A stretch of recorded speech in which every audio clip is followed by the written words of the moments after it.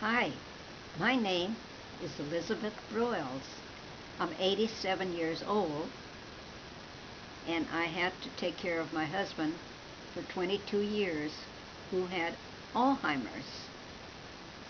First signs I've noticed with him is when he came home from work, second shift, with a police officer. They explained to me that he had forgotten how to come home and wasn't exactly sure where he lived. So the police officer brought him in and sat him down.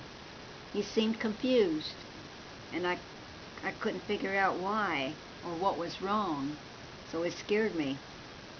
So the very next day, we called a health department to get a nurse out here to see what was happening. She told us when she came that we had to take him to a doctor. So we took him to the doctor, and the doctor verified he had Alzheimer's. Well, that was very upsetting to me. How old was he? He was 62 years old, and he wasn't sure what was happening because he didn't remember saying things he had said.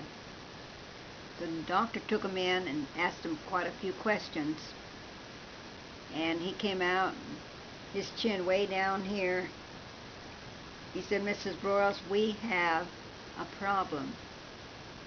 And I looked at him and I said, "What is it?" He says, "Your husband has Alzheimer's." So that scared me, and I said, "Well, I don't know anything about Alzheimer's. You will have to tell me what to do and what not to do with him." How did he take the news when they told him? He didn't realize it at all. I mean, he wasn't surprised. He wasn't angry or anything. He just took it in stride. Didn't say anything. Now, what were some of the first early symptoms that you noticed?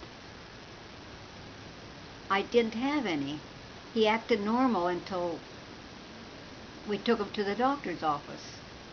And that's when the doctor gave him a test.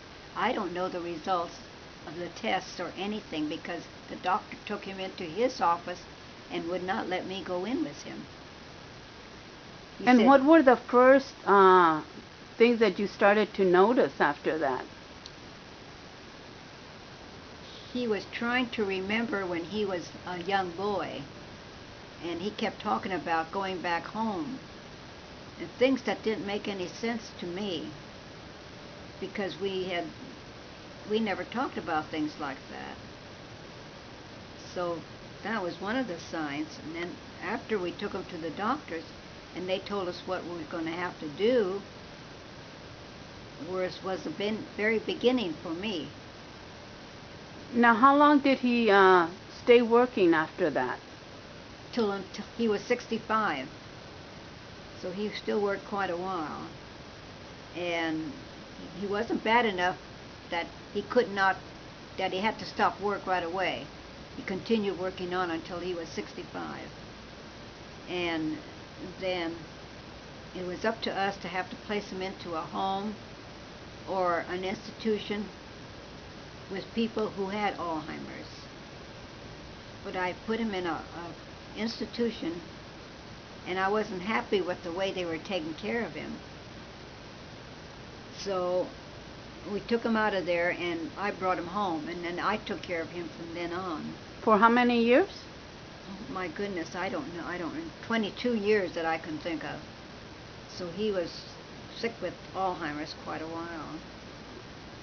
And we couldn't go anywhere because he was very hard to take care of. Did he ever get out of the house and wander? Or? Oh, one time. After that, I had to do some changing with house locks and things like that. He had walked out the front door there and started walking down the street. And luckily, one of my neighbors saw him and brought him back home. I was in the bedroom changing the bed or doing something when he left. When I came out here, I couldn't find him. I kept yelling for him. I thought he was in the house somewhere. but he wasn't. He had walked out the front door. And then my doorbell rang, and there was my neighbor with him, holding on to him. And she brought him in, sat him down, and told me what happened. He had gone down the street and was wandering down, looking around like he was lost. He didn't know where home was. So luckily, like I said, my neighbor brought him back home. And after that, I watched him like a hawk. I put double bolts on all my doors after that and locked them to be sure he never got out again. And he was good. He was real good. He didn't argue with me or anything. He did everything that I asked him to do.